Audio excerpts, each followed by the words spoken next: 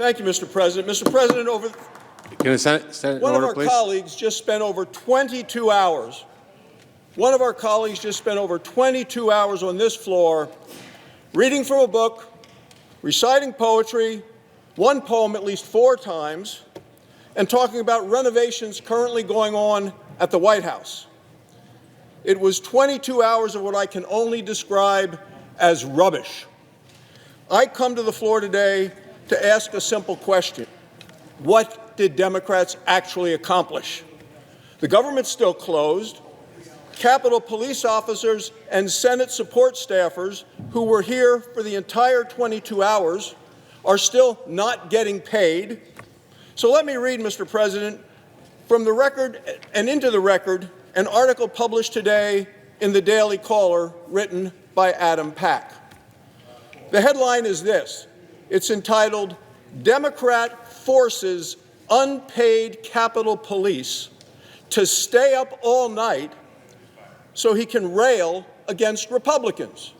Let me tell you the title again. Democrat forces unpaid Capitol Police to stay up all night so he can rail against Republicans. The article goes on. Democrats are refusing to pay support staff and Capitol Police during the government shutdown, but still force them to work overnight Wednesday so a lawmaker could rail against the Trump administration from an empty Senate chamber. Can we have order, Mr. President? Can you please take your conversations outside the chamber? Please take your conversations outside the chamber. Thank you.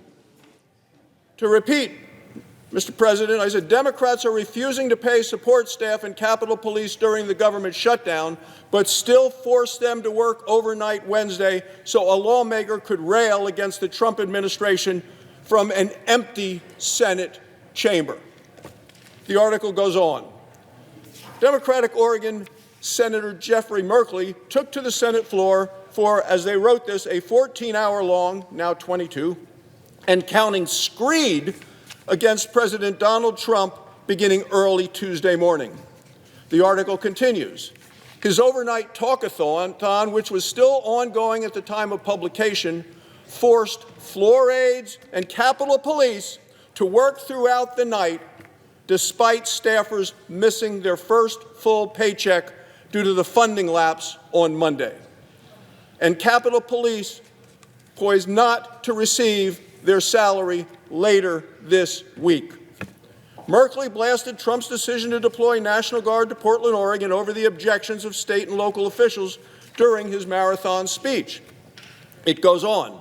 He also denied that violence had occurred outside an Immigration and Customs Enforcement facility in Portland, despite at least 195 rioters being arrested outside the building since June.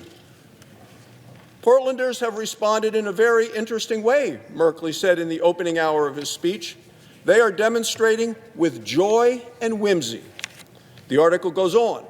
They want to make it clear to the world that what Trump is saying about there being violent protests or a rebellion in Portland, Merkley continued, it's just not true.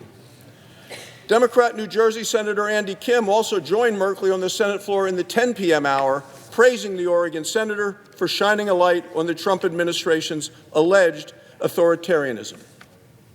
It's important that we don't underestimate the fragility of our democracy, Kim said.